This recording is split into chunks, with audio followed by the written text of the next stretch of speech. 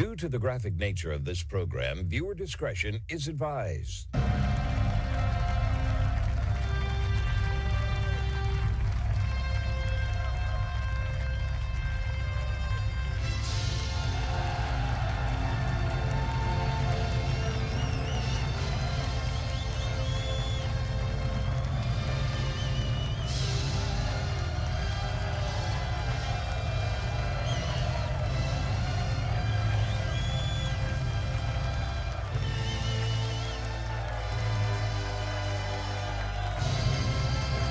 Hello, everyone. It is the Tuesday, April 7th, 2026 episode of the Marco Jure Show.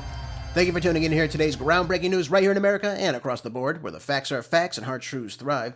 Let's begin the best of radio, informative, uncensored, unapologetic, and ready to go. Folks, I got good news for you today, and I got bad news for you today. And sadly, they're both the same. Let's get right down to business. I have an article for us to start things off today. Again, no shortage of craziness in the world today. The conflict with Iran is continuing forward. It will continue to escalate. Let's break down this article I have first in Politico, just to talk about what took place today before we get into the comments that he made yesterday after my show ended. This is what he wrote this morning on Truth Social. A whole civilization will die tonight, never to be brought back again. I don't want that to happen, but it probably will. However, now that we have complete and total regime change, where different, smarter, and less radicalized minds prevail, maybe something revolutionarily wonderful can happen. Who knows? We will find out tonight. One of the most important moments in the long and complex history of the world. 47 years of extortion, corruption, and death will finally end. God bless the great people of Iran. Well, there's a lot to break down there. I think we all can agree with that. Hey, imagine that, though. The President of the United States writes that a whole civilization will die tonight. Ladies and gentlemen, that is 100% genocide. Just so we're all clear on that. That's what that means.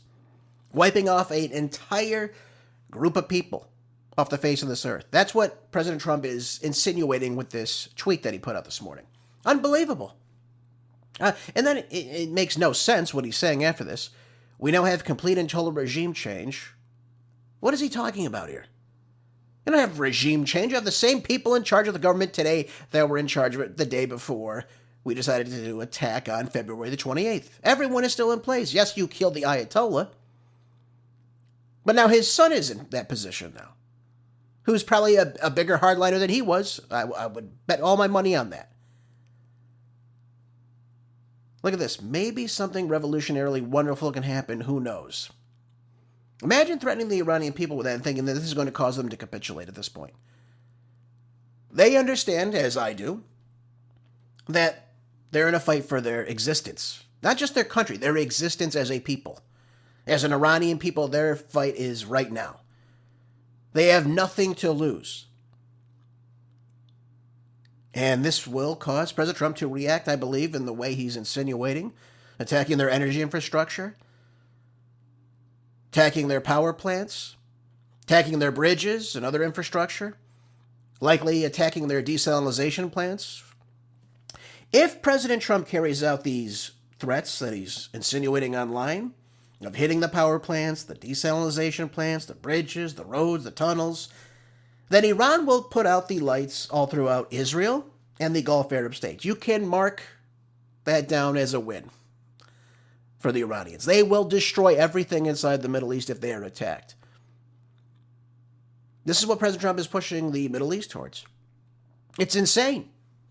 It's insane. And again, I see no sign of any type of diplomacy here. I know the Iranians are not even speaking to the president right now, or really anybody. Maybe J.D. Vance can get through to them somehow, but they're not listening to Kushner. They're not listening to Trump. They're not listening to Witkoff. They're not listening to Pete Hegseth or Marco Rubio. Where is Marco Rubio, by the way? He's been a little bit absent these last couple days now. Where has he been? Our Secretary of State, who should be the one negotiating. Where is he? Nobody knows. It's unbelievable. The rhetoric that is coming out of the White House right now is really something we've never seen before. But this is escalating to a point where they're going to push them to the limit now. We've hit their military installations, all 11,000 of them. We're going to push it to the next level now. They're going to try to see, can we destroy their energy infrastructure? And if that allows us to succeed, then maybe we can get that regime change. Maybe we get the people inside Iran to rise up against the government. Maybe then they'll capitulate to my demands. Demands that he was going to get before this war started, by the way, last June. This is what we're coming down to now. But listen to this, though. We're fighting for the Iranian people, so-called, yet we're going to wipe every single one of them off the face of this earth. Again, his words, not mine. This isn't Marco Gervais telling you. He wrote a whole civilization. He didn't say the government. He didn't say the mullahs of Iran. He didn't say the people that are attacking the United States or Israel or the West. He said a whole civilization will die tonight. That is everybody inside the borders of Iran. Now, the Iranians obviously see this stuff. Don't think that they don't. And they will react in kind. Believe you me. Iran will make living in these Gulf Arab states inside Israel uninhabitable. That's what it'll be. And as a result of that, you will have, for instance, you'll have millions of people leaving these countries, going God knows where. I'm talking Saudi Arabia, Kuwait, Bahrain, Qatar, the UAE, Israel. Israel's getting pounded right now, too. That's something that's been taking place. No one's talking about that. If we decide to hit their desalinization plants, this will be the end for the Middle East. What do I mean by that? These countries I'm referring to, of course.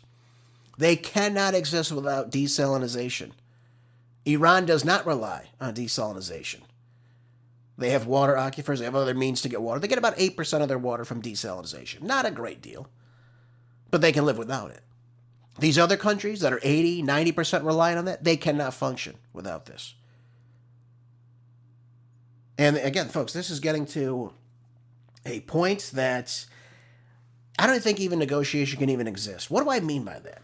I recently came to find out that Russia and Iran now want treaties signed and confirmed by the United States Senate moving forward from here on out. They do not believe Donald Trump's word. They don't believe it. They cannot trust the United States will hold their word. Twice now, we've been in negotiations with them, and amid these negotiations, we have allowed either Israel or ourselves to continue to bomb them. That's perfidy, ladies and gentlemen. That is a violation of international law. You cannot, in good faith, meet with a group of people saying we're going to come and talk, we'll speak, and we'll come to negotiations. Let's schedule a meeting for next week, and at that time, you bomb them. We've done that twice now to them. Not Iran doing it to us. We've done that to them. Does anyone believe that they will, in good faith, hold their word then? Who would? I wouldn't. Russia sees this. China sees this. Russia and Iran are on the same page. They don't believe that Donald Trump will hold to his word. So they want a written in ink, confirmed by the U.S. Senate. They want that to be a treaty between the two countries with consequences should the United States violate that. That's how serious this is becoming. Because Trump's words are empty. Vladimir Putin sees this too. It's only a matter of time before China sees this. And then you're going to have trouble getting these negotiations. Let me just tell you that. But this is what President Trump has created right now. And he said specifically he doesn't need international law. Earlier this year, he said the same thing. I don't need international law. I'm not looking to hurt anybody.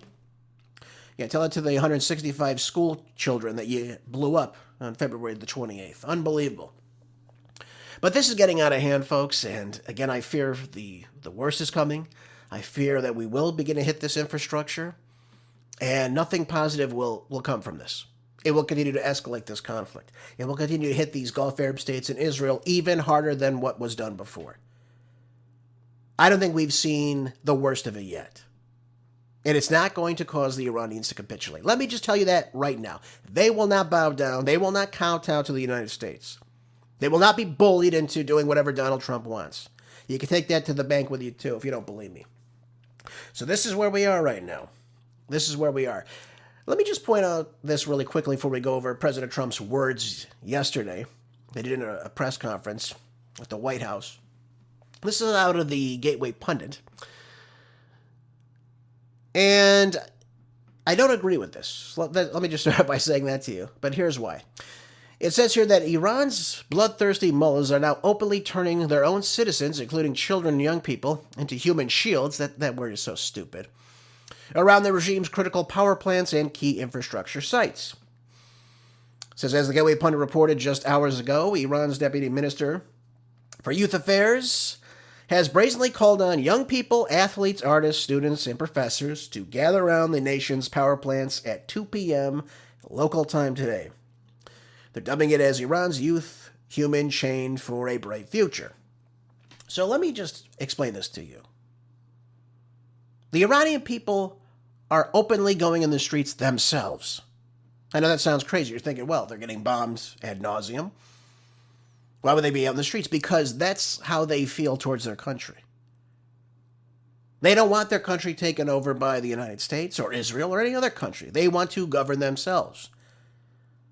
Now, you might dislike the Iranian government. This is how these people want to live, though.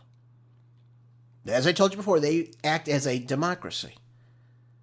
They vote for Pezeshkian, for example, to be their president. They vote for their parliaments and what have you. They vote for their mayors and their city councils, just like we do here in the United States. I know that sounds crazy to you because you've never heard that before. You thought it was just one man sitting at the top dictating to the rest of the 93 million Iranians. That's not true.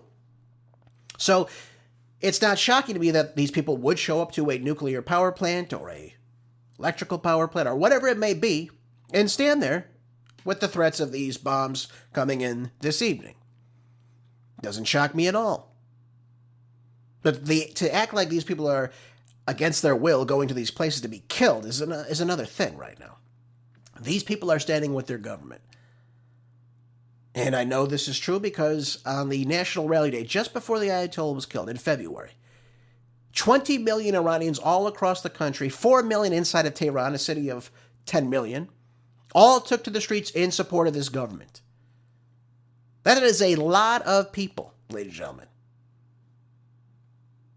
Trump might even say, we've never seen anything like this before inside this country. The support behind this government is increasing.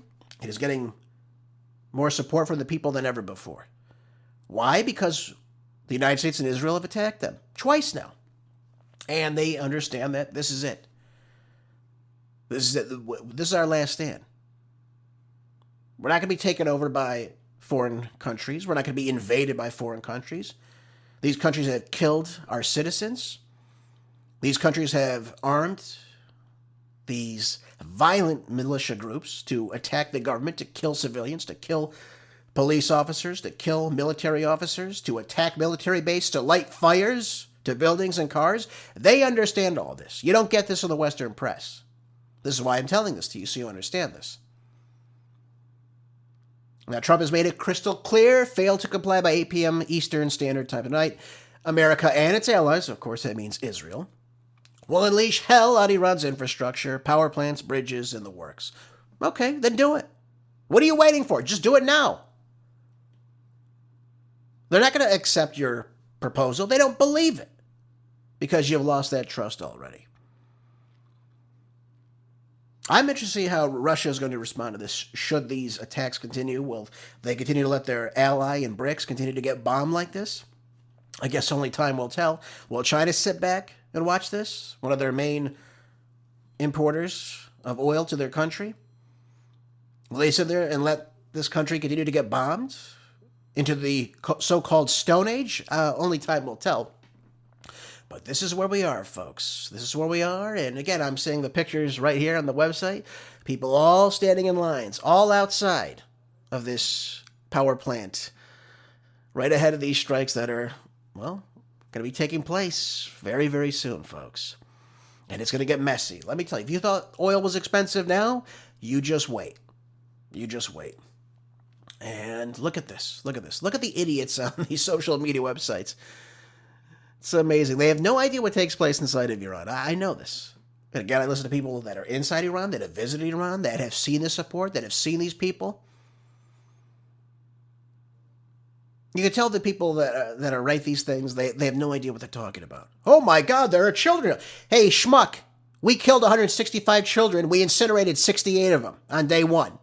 Don't act like you give a damn about children all of a sudden. We killed 20 women on a volleyball team inside a gymnasium Any care for that? I think we've killed about 2,000 so far, Iranians so far in this war. Now, yes, some, of course, have been military, but we've killed civilians as well.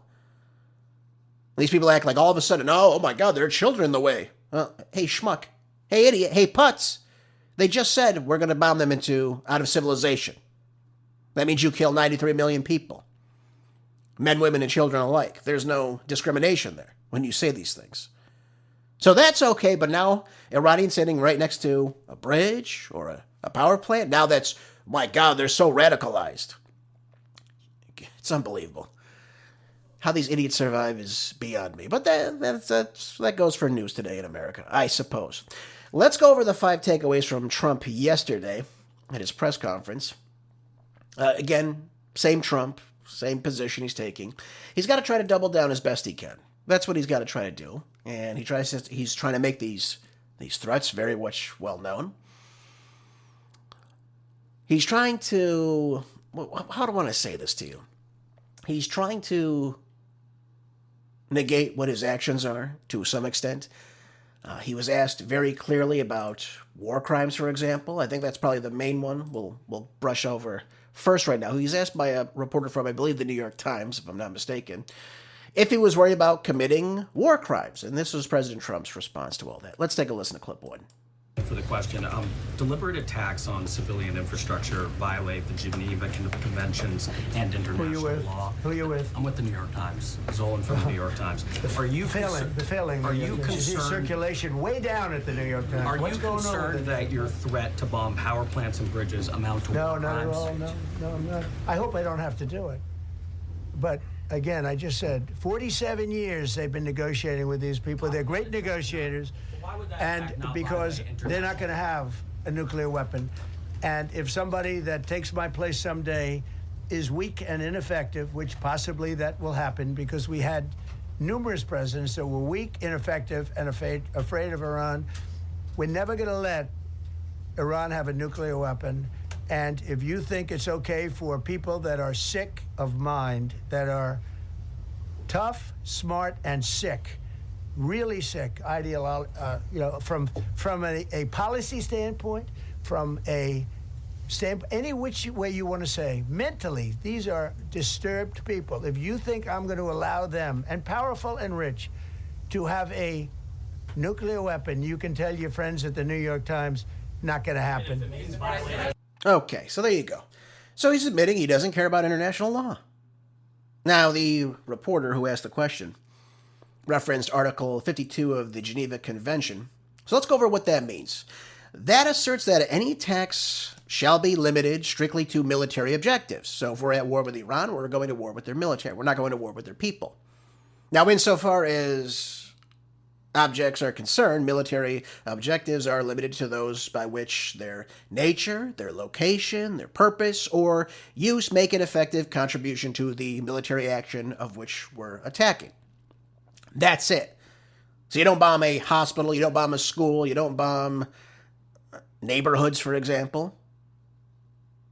But again, this morning, President Trump, as I just read to you in the beginning of this show, he threatened to wipe out the entirety of their civilization. That goes well beyond military objectives. So now he's talking about, hey, we've hit their military installations. That's not working. We're not getting their attention yet. So what have we got to do now? Let's bomb a bridge. Let's bomb a bridge. Even though the bridge we just bombed wasn't even finished being completed yet. I don't understand that. I mean, they came out and claimed that it was being used for military purposes, as if the road itself was contributing to the conflict. The bridge hadn't even been finished, ladies and gentlemen.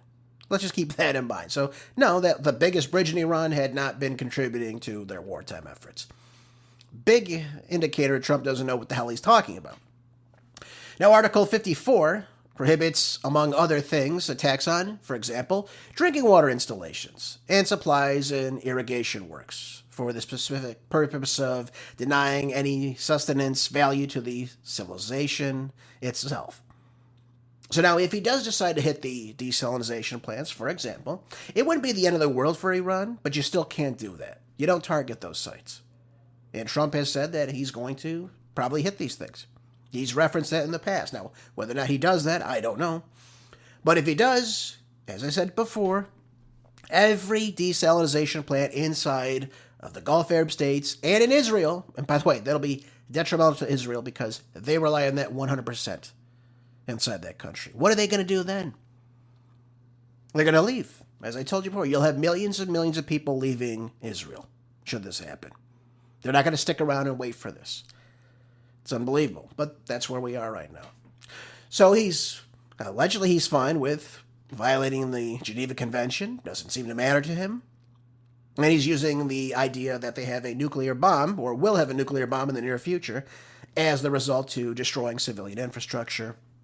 We've seen them strike targets inside of Tehran already, so that's not unheard of. So he's going to take it to the next step. He's got to try to take out critical infrastructure that allows them to carry out their attacks, and that's the way he sees it. So he's not going to, I guess he's going to go forth with this.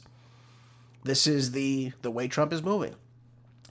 So let's move on. Let's talk about another aspect. He was asked, actually, this is funny to me too, he was asked about Iranian oil during this press conference yesterday. And again, he didn't have a good response to this one as well, but it goes to show you our objectives are not destroying the military or the nuclear bomb, because they don't have a nuclear bomb. That's number one. Now, they do have 60% highly enriched uranium, which, again, I believe that mission over the weekend was about extracting, which didn't end up happening. That's another topic for another time. But everything I've looked at has indicated that's what those JSOC planes in that region were doing. So, but now he's asked about the oil. Iranian oil, what are we doing? Why are we talking about taking Iranian oil, Mr. President? What did he have to say? Thank you, Mr. President. You said earlier today during the egg roll that you would like to take Iran's oil, but Americans want U.S. forces home. Correct. What's that trade-off? If I had my choice, yeah, because I'm a businessman first. With Venezuela, as you know, the war was over in about 45 minutes. And we have great people running Venezuela, very good people. I mean, the relationship is good. And we are a partner with Venezuela. And we've taken hundreds of millions of barrels, hundreds of millions. Over 100 million barrels already is in Houston, refined and out. And paid for that war many, many times over, many times. You know, the old days, to the victim. Okay, you know that. To the winner belong the spoils, go the spoils. And I've said, why don't we use it? To the victor, go the spoils. And we don't have that. We haven't had that in this country probably in 100 years, because even the Second World War, you look at the Second World War, we didn't have it with the Second World. We helped rebuild all those countries. We rebuilt Germany. How about Germany telling us that... Okay, so he's going off on another tangent there. So I guess we're going to go in there, we're going to control the oil fields too. And they have, obviously, very rich oil reserves inside of Iran. That'd be beneficial to the United States. And he references Venezuela, though. I thought that was pretty keen here. He starts talking about Venezuelan oil. He starts talking about how we've taken hundreds of millions of barrels of oil. First of all, that's ridiculous. They don't have the infrastructure to take that out of the ground. They can only produce about 735,000 barrels per day. Ladies and gentlemen, I think we've been... How many days have we been in this 2026? Roughly, 3 months ago, we went in and took out took out Maduro, I should say. So, 90 days worth? Yet we have hundreds and hundreds of barrels of oil? Hundreds of millions of barrels, I believe is what he said. We don't, because they can't produce that. And by the way, we didn't even start taking that oil till sometime after that. Remember, he had the meeting with the CEOs, and they said, listen, this is uninvestable, Mr. President. We can't do this yet. We can't take this much oil per day, despite having the richest oil reserves in the world and the Iranico oil belt there. We can't get this oil that quickly. We just can't produce it like we do here in the United States or out of Alberta, for example. We can't do it. And then we've got to bring it here to be refined. It's going to take a very costly toll on us. It's not lucrative. So the idea we've gotten hundreds of millions of barrels of oil from Venezuela is simply not true. But make no mistake about it, he plans to do the same thing to Iran, should we get our puppet president in there. That's what he would like to see. We control the oil wells, the oil fields, we control the oil supply, we control everything that comes out of the Strait of Hormuz, which brings me to the next point. A U.S. toll on the Strait of Hormuz? That's going to be the next thing? So he was asked yesterday about the Iranians charging tolls. And he responded, he said, us charging tolls? And then the reporter said, no, Iran. He goes, what about us charging tolls? I'd rather do that than let them have them. Why shouldn't we? We're the winner. We won, okay? So apparently we've won this war, and it looks like, for example, I don't know why we're bombing them again if we've won this conflict. But this is the reality that Trump lives in, I guess, at this point. I don't understand it. If you're the victor of this, then why would we be still going to war? Why would we still be issuing negotiations or a possible ceasefire with them? Why would we want a 45-day ceasefire if we won this conflict? If they're so inept, it doesn't make any sense. Does it, folks? Doesn't make any sense to me. So now I guess we're going to charge a toll on the Strait of Hormuz? I live to see that day. I do. Let's move on to something else Trump has stated. You know, one of the things he talked about yesterday was also rebuilding Iran. So after we bomb them into the Stone Age, destroy the entire civilization, kill everybody, we're now going to rebuild inside of Iran. How costly is that going to be? Who's going to pay for that too, by the way?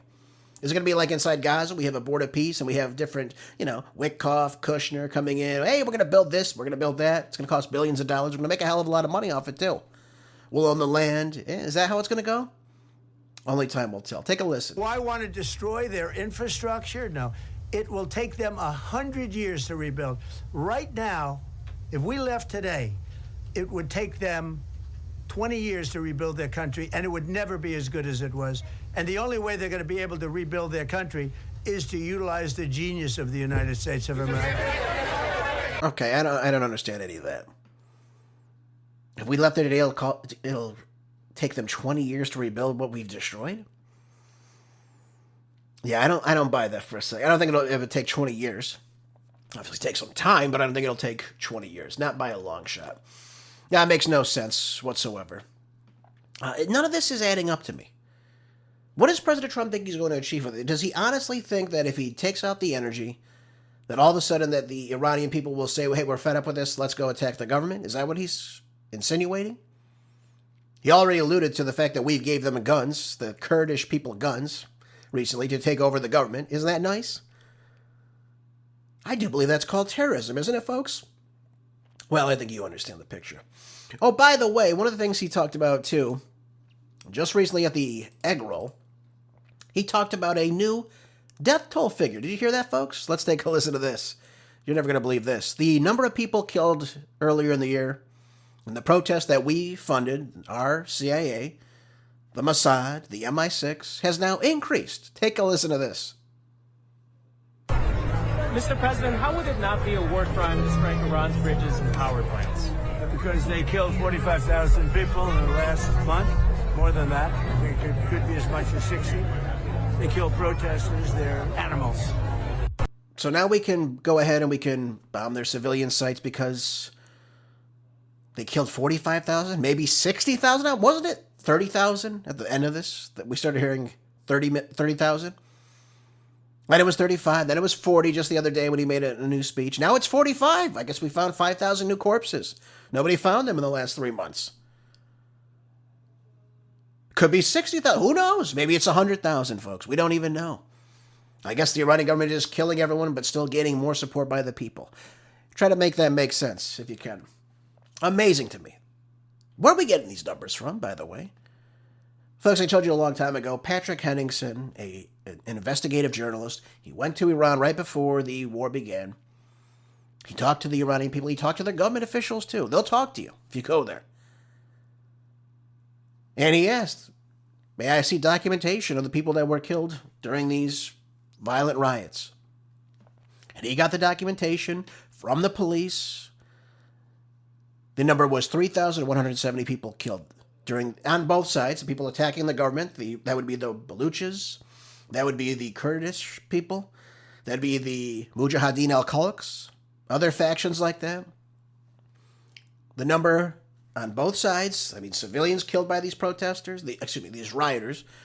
The government was not attacking the protesters, and we know this because Pezeshkian marched with them after these people were taken down. How could you sit there and say that the government is killing people when we armed a group of people, we gave them instructions, told them what to do, told them what to burn, and then are shocked that they're killed by the government? They were not peaceful protesters. These were people that were rioting against the government. That's what it came down to. And of course, naturally, if you're killing police, you're killing military officers, you're attacking military bases, you're lighting fires to buildings and cars and killing people. Do you think that the United States, for example, would sit there and go, I think we should let them continue to do this? Well, maybe during the George Floyd riots that seemed appropriate, but that didn't work out in other countries that way. It doesn't work that way. Of course they're going to take these people down. Of course they're going to arrest them. Of course they're going to sentence them to death. What country would allow these people to do this inside their country? It was not people protesting the economy, which again was the reason for these protests. The people in the streets that were killed were people that were violently attacking the government and civilians alike. Can we get a story right in our press for once, for God's sakes? My goodness. It's unbelievable. It's absolutely unbelievable, but this is where we are. This is why we're getting this sort of rhetoric. This is why we're hearing these things. Are we ever going to fully appreciate what actually took place, that we were involved in all this? Now, Scott Bessent has alluded to it. Trump has now alluded to it. Hey, we gave them guns. We've already given them guns. They should be rising up right now. I hope they do it. Well, guess what? They're not doing it. They're not doing it, and that's why we're failing right now. You are not going to defeat the Iranian people. You're just not going to do it. You're not going to wipe away a group of people, 93 million deep. It's just not going to happen. And just to end things off, he also yesterday talked about his displeasure with the group of NATO. Yeah, he was not happy with NATO yesterday, folks. Again, I talked about this with you yesterday, but again, he's issuing his displeasure, his hostility towards them. Now, will we leave NATO? I don't know. But I think our relationship after this is going to be much, much different. Let's take a listen to clip 5. And I have to tell you, I'm very disappointed in NATO. Very. I think that NATO, I think it's a mark on NATO that will never disappear. Never disappear in my mind. You know, they're coming to see me on Wednesday. They're going to say, oh, we'll do this, we'll do that. Now they all of a sudden want to send things, you know. But they said it loud and clear at the beginning when I spoke to UK of all. I would have said they would have been the first because they're the oldest. And I say, yeah, I'd love to have a little help. He said, no, sir, we'd rather wait till you win. I said, I don't need help after we win. They have 2 old broken aircraft carriers, barely work. I said, I guess we can use them. Who the hell knows? I called the general. He didn't even want them. He said, we don't really need them. We got the SS Abraham Lincoln, sir. We don't need them. You know, we have, in terms of technology, we had one day 101 missiles going at 2,700 miles an hour, aimed at the Abraham Lincoln. 101 missiles. Out of 101 missiles, 101 missiles were shot down. Unbelievable technology. Okay. So he's not happy with NATO. Apparently we can deter every type of weapon they fire at us. I guess that's why we're moving further and further away from where they can hit us. It's amazing, folks. It's amazing the position we're in right now. We don't need to be in this position. Let me just be very clear. We don't need to be in this position that we're in with the Iranian government. We shouldn't be in this situation at all. This was a war of choice. We don't need to be there. By the way, too, this out of Reuters says here that the United States strikes on Iran's Kharg Island do not represent a change in American strategy. That's what J.D. Vance said on Tuesday, as a U.S. official separately told Reuters that the additional strikes on military targets did not impact oil infrastructure. Do you think, again, the Iranians, do you think they would believe that we're coming to a ceasefire, or that we would honor a ceasefire, or that we're serious about negotiations if we're continuing to, again, hit these vast targets throughout the Persian Gulf?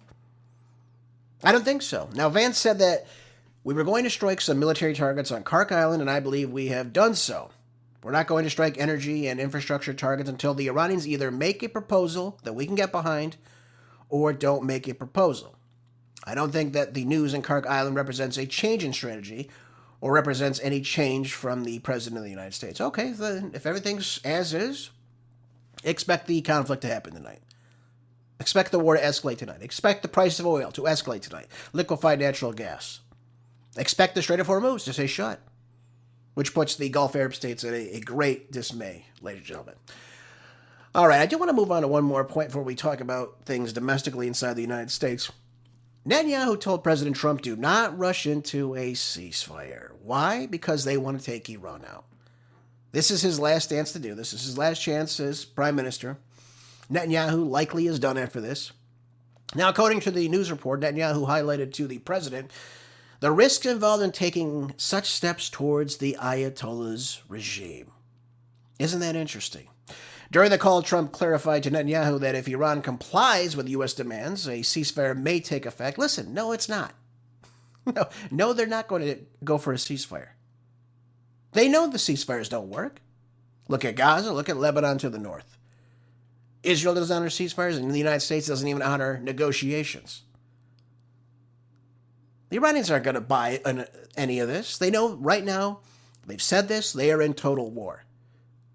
Why would they have a ceasefire 45 days so the United States can what? Replenish their arms? Get more military men to the region? We still don't know what's going to take place with those 10,000 Marines going to the region. Or the airmen. We don't know what they're going to do. If they're going to take Kharg Island, if they're going to be used in an extraction mission. We know that is being tried right now. Now, whether or not that works or succeeds, I have no idea. But we couldn't get the enriched uranium. That's clear. Either they couldn't do it or something else took place and it was more important to get this colonel from where he was situated on that mountainside, and we didn't get a chance to do it. Now, the Iranians are going to know about this.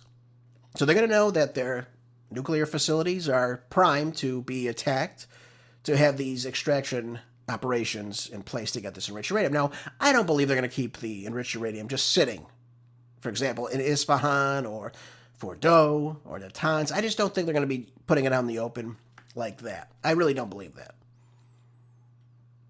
But look at this. Netanyahu stressed a clear line. Iran will be required to surrender all enriched uranium in its possession and will be permanently barred from renewing uranium enrichment. They're not going to do that. They've already said they're not going to do that. They're going to enrich themselves. So there's nothing to talk about. There's nothing to have a ceasefire over. This is a war, and now you're in this war. And either we agree to Iran's terms or we continue this war on. Now, we could pull out, but they're going to continue to strike inside of Israel. They're going to keep punishing the Gulf Arab states that allowed the United States to operate in the region to strike their critical infrastructure. And again, folks, you're going to see the price of oil, liquefied natural gas continue to rise. That's going to make a big offset in inflation, in core prices. And it's not going to get better for a very, very long time. If we go through with this. Now, Trump dramatically escalated his tone, of course, and warned that the entire country of Iran can be taken out in one night, apparently. So apparently we've been messing around these last, 38, 39 days? Apparently we can take them out in one night. So what the hell have we been waiting for? Why have we been dragging this out for so long then? Doesn't make any sense. By the way, Netanyahu doesn't want this too. Even if we were to have a ceasefire, Netanyahu would go and bomb something else. And then it would just reset. That's the way this would take place. I don't buy this for a second. I don't think Trump would have a ceasefire. He wants a kowtow. He wants this ultimatum to be accepted, and he wants this to end. Don't think that Trump is happy about this. He knows that politically he's underwater right now. He knows it's going to look very, very bad for the midterms. And should the Democrats get into power, he knows that he's in a lot of trouble with them. Probably will be impeached again. And this time there might actually be real grounds for it. Now, will he get removed? Probably not. I don't think you'll have the votes in the Senate to do so at all. But this is going to be Trump's legacy. This is how the Trump administration will be viewed for the rest of history. Getting in this illegal war of aggression under the guise of taking out a nuclear weapons program to save the country. This is a country that's never attacked the United States. No evidence showing that they have a nuclear bomb. And as time goes on, we make this very much clear that they don't have this technology, that they have not enriched past the 60% level. So if they haven't enriched past the 60% level, how could they have a nuclear bomb? Now you say, well, Trace, it only takes a couple weeks to do so. But they're not doing it. If they were going to do this, if they were serious about doing this, they would have done it already. You telling me that they've had this capability for God knows how long? We ripped up the JCPOA. They could have done it then. Under Biden, they could have done anything they wanted under Biden. Biden would have kowtowed to them. So why didn't they do it? If they wanted to destroy Israel and the United States, why wouldn't they have done it then? Why would they wait till President Trump is in office again? Folks, if you don't understand by now that this is the seventh country that Israel wants taken out, I can't do anything for you. I mean, you're just lying to yourself at this point. This is all part of a strategic plan for greater Israel. That's all it is. This is all this is about. This is what Netanyahu wants, so therefore President Trump does it. There is no threat of nuclear technology destroying the United States. There's no national security risk here. There's no imminent threat from Iran attacking the United States. Because if they could, right now, they probably would. If there's a time where they've done it, it would have been right now. Have they struck the continental U.S.? Of course not. So this just shows you, time and time again, there is no threat from Iran. I can't say it to you any clearer than that. They want to govern themselves. They want to enrich themselves. They don't want to be told, you could do this, you could do that. Because now we've killed Iranians. We, the United States, we have killed Iranians. And I've yet to find one example of Iranians killing American citizens inside the United States. Have you?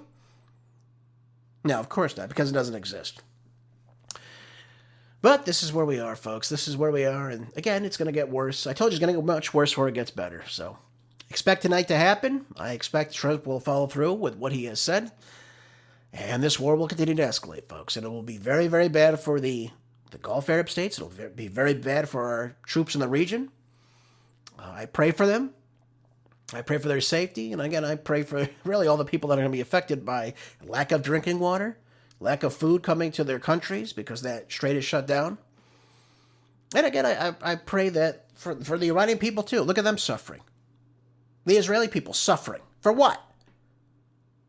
For one man wanting a greater Israel? It's unbelievable. All right, let's move on. Let's talk about this article on ZeroHedge. I was going to talk about this yesterday. We ran out of time, unfortunately, but it's a very good piece. And it illustrates one of Trump's wins as of late, where he's absolutely correct, too, by the way. It's written by Jonathan Turley. It says that the 28th Amendment, what is he talking about here? Is it time for a new amendment for the meaning of what a citizen is inside the country? I think we're very overdue for this, folks. I really like that he's brought this proposition up. And he starts off by saying that it's a new world. It's the same Constitution. That's what Justice John Roberts said during the oral arguments, during the conversation about birthright citizenship and about the 14th Amendment and what it really means. Now, of course, nothing is certain, of course, until the court actually issues their opinion. But is it time that we actually consider that we might need a 28th Amendment to reaffirm the meaning of what a real citizen is? Because apparently our SCOTUS can't figure this out as of late. Should be a slam dunk, should be a 9-0 decision. The drafters of the 14th Amendment could never have envisioned millions of births to illegal aliens would be counted as citizens. Do you? I don't think so. Again, I don't think they would have imagined foreigners coming to this country for the purpose of giving birth, or even without entering the United States, contracting multiple U.S. residents to carry babies for them in terms of surrogates. No one could have envisioned this right now. No one could have envisioned this. So, hearing all this, how is it that the Supreme Court justices can't figure this out? Why would they say, you know what, if you're born here, it doesn't matter where you came from. If your parents are here illegally, you are now a citizen. There's no language in the 14th Amendment that would even indicate that. But yet, here we are. We've got the rampant abuse in this country, this widespread rejection of the way birthright citizenship is being carried out. And by the way, it's been done by other countries as well. Yet the conservative justices on the Supreme Court can't seem to figure this out. Now, the statement that Roberts made to Solicitor General John Sauer, who again made some very, very great arguments too, by the way, said that we're in a new world now, where 8 billion people are one plane ride away from having a child who's a U.S. citizen, apparently according to the justices. So long as you can get in this country illegally, if you can get here when you're 9 months pregnant and stay in the country and have a child, that child is a U.S. citizen, apparently. Apparently. John Sauer's right. How could we allow people to just simply come here and have a child and say that this is a U.S. citizen when they have no jurisdiction or allegiance to the United States? What sane country would act this way? So what's the next step to this? Should this get shot down? It looks like it possibly can be. The justices didn't seem convinced that what they are insinuating means that anyone could just come here if they damn well please and get here illegally. If Joe Biden ushered 20 million people in here and they all were staying amongst illegal aliens and had children, those are now children in the United States. A bunch of nonsense. 100%. So what's the next step then? Let's say this does get shot down. And we have, again, millions of people inside the United States that are not really citizens. They are of a different jurisdiction, as in their allegiances to another country, because they're not really supposed to be here. What does that mean, by the way? And what about China, for example? We know, for example, that they have these birth tourisms where they actually they arrange for Chinese citizens to come to the United States and give birth and then return back to China and then say, oh, no, this is a U.S. citizen. They can vote now in your elections. Well, because, of course, they were born there on your soil, even though you have no right to be here in the first place. No, folks, I think it's time. I think Jonathan Turley is correct. I think that despite all the rhetoric that, we're a nation of immigrants, we're this, we welcome, lawful immigrants. Yeah, of course we allow lawful immigrants who have allegiance to the United States, not to where they came from. That's what made America great. That makes sense. You bring in people that are going to add value to your common identity. Not people that have allegiance to another country, whether it be China, Mexico, any other country around the globe. Doesn't matter. But this notion we're a nation of immigrants, it doesn't mean anything, really. I'm not an immigrant. Probably some people listening may be immigrants. That's fine. So long as you understand that you are in this country to make it a better place. You want to be an American, first and foremost. Doesn't matter where you came from, as long as you want to be an American, as long as you accept that we are a Christian nation, that we're a nation of laws, and order, that you will speak English, first and foremost. You're not going to speak a different language and expect everyone else to kowtow to where you came from. It's all about accepting that you are in a new country, folks. That's what it all comes down to. This notion that you are simply going to have people come to this country when they have zero allegiance and then all of a sudden they're granted all of these the right of citizenship in this country. Folks, it's all about taking the country down. So is Jonathan Turley correct with this? What do you think about this? I think he's absolutely correct about this. We have to define specifically what it means to be a citizen, because apparently the text inside of the 14th Amendment is not crystal clear to the justices that are sitting on the court today in 2026 somehow. It's as clear as can be to me. And to the jurisdiction thereof. Ladies and gentlemen, if you are not from the United States, you are not of this jurisdiction. Unless, of course, you come here legally as an immigrant, follow the proper procedures, have all the proper documentation. If you are not doing that, you are not of this country. So if two illegal aliens were to come to this country and have a child together, that child is of the jurisdiction of where their parents are from, based on their laws.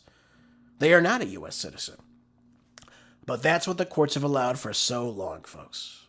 This should have been solved over 60 years ago. And it has not been.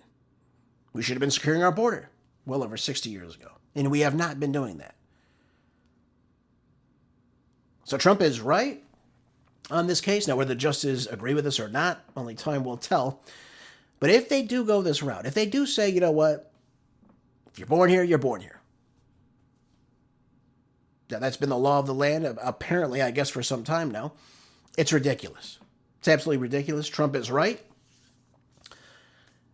And only time will tell, though, if we need to make a new amendment. I think he's absolutely right. Let's get to it. Let's make sure that we understand that we have to understand what the Constitution tells us and what we need to do as a people to survive. We can't allow people to come from China or any other country to have a child here, say they're a U.S. citizen, go back to their country, and let them come here and vote in our elections. It's all about taking down the country. And I don't think we can, or any country, by the way, can sustain that. By the way, it was happening in Canada for a while. They were saying the Chinese were doing the same thing there. They're saying, listen, you can't have these, they were called anchor babies at the time. You know, a mother's 9 months pregnant, they come to the country, they have a kid, and they say, oh, look, I have a Canadian child. Look at that, look at that. Okay, great. Now I can bring my entire family over to your country. Doesn't work that way.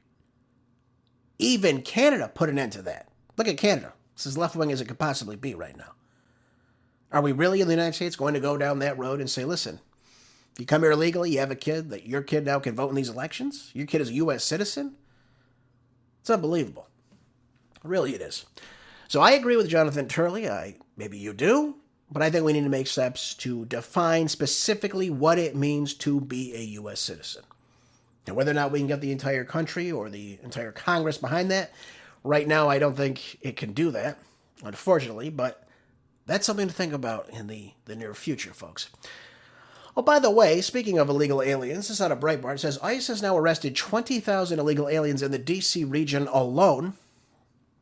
As if they, you know, how do we know what an illegal alien is then?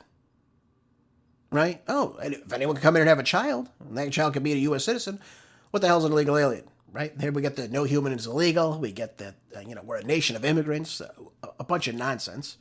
We're a nation of citizens. We're not a nation of immigrants. Yes, of course, immigrants have come here. And yes, they eventually become citizens. But we're not a nation of immigrants, folks. We're not. Were the people that founded the country in 1776, were they all immigrants to the country? No, they lived off the land. They lived here. They were from here. They fought for this country. None of our founding fathers were immigrants. What the hell kind of nonsense is this? But this is the type of rhetoric that passes in the college campus and online and what have you.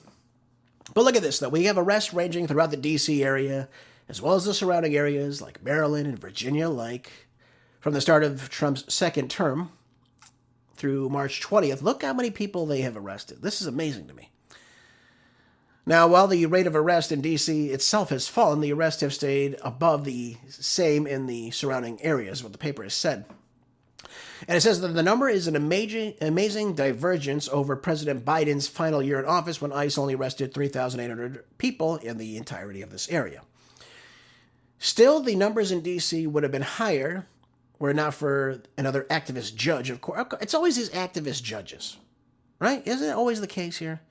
They intervene in these deportations and what have you, in these arrests.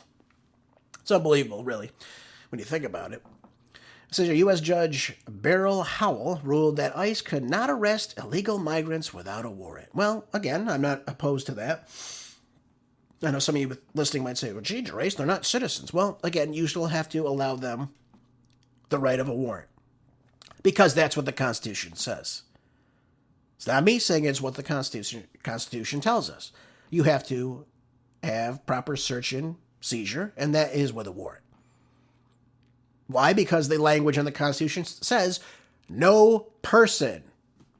Now, it doesn't say no citizen, as what we would agree with, but it says no person. So if it is anybody on U.S. soil, you have to be allowed due process. That's why I said, let's get this moving.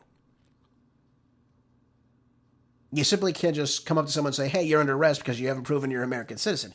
How would you like that, by the way? And how many people carry documentation that proves they're an American citizen at any given time? Apparently, our IDs are worthless nowadays. Unless, of course, you have a real ID. We have to show either you have a passport or you had a birth certificate. But even then, it doesn't even mean anything. Because if you're an illegal alien, apparently you have a child, they're a citizen now. So even their birth certificate might be null and void. Nobody knows, because this got out of hand and nobody did anything about it at the time. But it says here that ICE averaged 700 arrests a month between January and August of 2025, and that increased by 100 from September to March of this year. As in Maryland, between September and January, between 800, or roughly thereof, were arrested as well.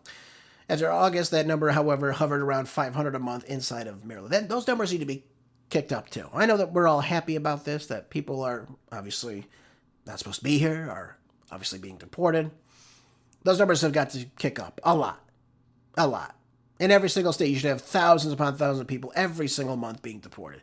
And we know this because we know the numbers reflect this. Shouldn't be that difficult.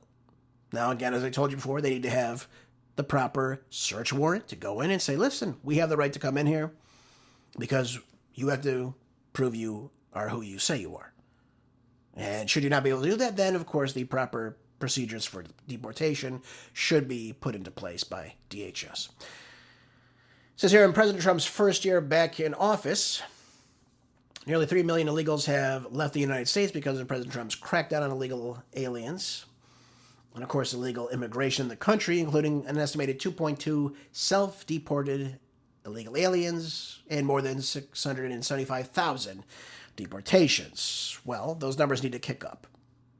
When you have roughly 100 million people that should not be here in this country, you got to kick those numbers up. This is what we should be focusing on now, not a war in Iran. I hope that makes sense to everybody listening. All right, folks, let me go over this article quickly. I was going to talk with you about home prices. We'll go over that tomorrow, though. I'll save that debacle for tomorrow. This was interesting to me. This is out of Slay News. It says here, Mexico now advances plans to eliminate cash, mandate digital ID.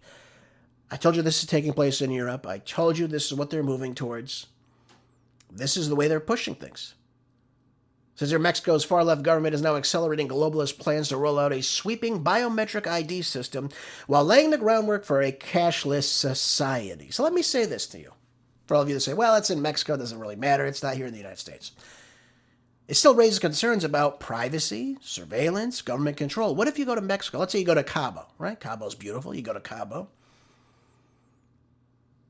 And you go there, you say, listen, I'm going to trade in my cash or Mexican currency, the peso. They say, whoa. No. You're not doing that here.